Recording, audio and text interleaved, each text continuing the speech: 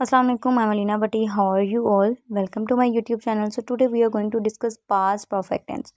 But before going further, you must have an idea about what does tense mean. तो उसके लिए आप जाएं और मेरी प्रीवियस वीडियो का विजिट करें जिसमें मैंने टेंस उसकी टाइप्स और प्रेजेंट इंडेफिनिट के बारे में बताया. And the second thing is आप मेरे चैनल को सब्सक्राइब करें ताकि आने वाली वीडियोस का नोटिफिकेशन आप तक पहुंच सके. So let's start. Tell me one thing, guys. Have you ever wanted to go back in time and change something? We can't actually do that. But past perfect tense allows us to talk about the events or the actions that happened before another actions in the past. तो यहाँ पे एक question हमारे mind में आता है, what's the difference between past indefinite and past perfect tense.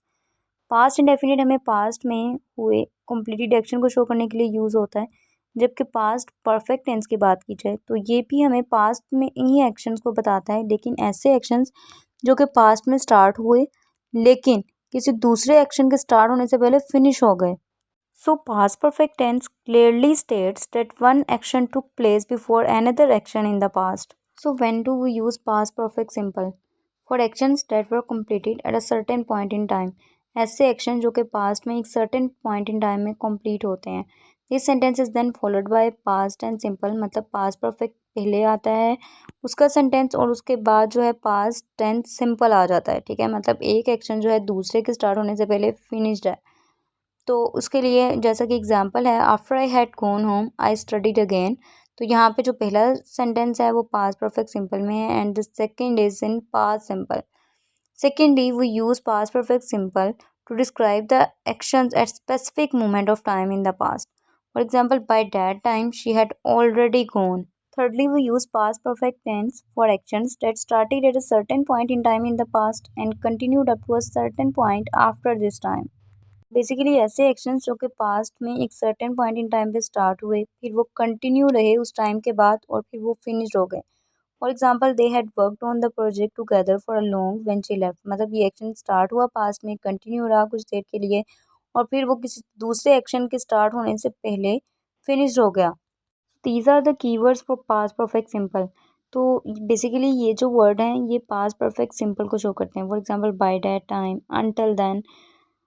How to build the sentence in past perfect simple. अब बात आती है कि किसी भी सेंटेंस को बनाना कैसे है, उसका स्ट्रक्चर क्या है, पास्ट परफेक्ट सिंपल को कैसे बनाएं. तो सबसे पहले पॉजिटिव सेंटेंस की बात कर ली जाए, मतलब सिंपल की बात कर ली जाए कैसे बनाए. तो सबसे पहले पर्सन मतलब सब्जेक्ट आ जाएगा, then had, then third form of the verb for the regular and irregular verbs.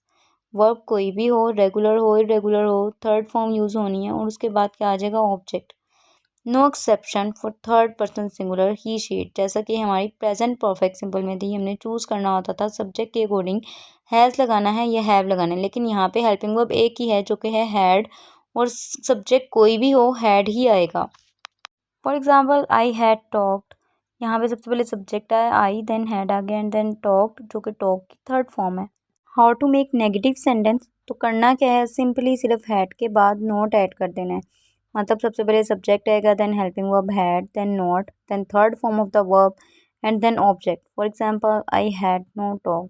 Simply इसमें क्या किया, हमारे पास हेल्पिंग वर्ब के बाद नॉट आ गया, बाकी सेम पॉजिटिव की तरह ही है. So how to make question. Question में क्या करेंगे, हेल्पिंग वर्ब को स्टार्ट में लेंगे, मतलब हैड स्टार्ट में आ जाएगा, देन सब्जेक्ट आएगा, then third form of the verb and then object. For example, had I talked. Negative question. Negative question कैसे बनाना है, तो हैड देन पर्सन, सब्जेक्ट के बाद नोट आना है, मतलब सबसे पहले helping verb then subject, subject के बाद नोट लगाना है. ऐसा नहीं करना कि हैड के साथ ही आप नोट लगा दें, नो. नोट के बाद third form of the verb आएगी and then object. Had I not talked, सबसे पहले helping verb then subject then not then third form of the verb. Had she not decided yet. Here are some examples.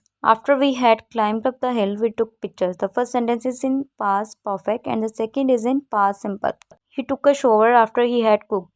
इस sentence में आप देखें, the first is in past indefinite and the second sentence is in past perfect. Second sentence में अगर action को देखा जाए तो वो पहले फिनिश्ड हुआ है और जो फर्स्ट सेंटेंस में एक्शन है वो बाद में फिनिश्ड हुआ है. We had arrived home when we heard the noise.